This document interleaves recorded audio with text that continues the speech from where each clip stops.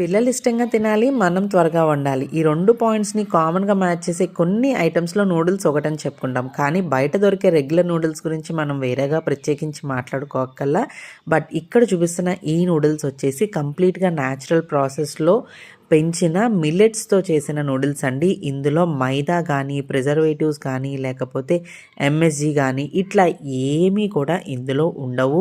Artificial colours కానీ, preservatives కానీ ఏమీ యాడ్ చేయరండి. కంప్లీట్‌గా న్యాచురల్ ప్రాసెస్‌లో పండించిన మిల్లెట్స్ కానీ, లేకపోతే రాగి, మనం అరికెలు, సామలు, ఊదలు అంటాం కదా! వాటన్నిటితో చేసిన నూడిల్స్ అండ్ అలాగే రైస్‌తో కూడా కొన్ని రకాల నూడిల్స్ ఉన్నాయి. రాగి నూడిల్స్ అండ్ అట్లాగే మొరింగా అంటే మునగ ఆకుతో పౌడర్ యూజ్ చేసి చేసిన నూడిల్స్ ఉన్నాయి. అండ్ అలాగే ఇందులో ఒక చిన్న టేస్ట్ మేకర్ కూడా వస్తుంది. అండ్ ఇదంతా కూడా without preservatives and artificial chemicals ఏమీ లేకుండా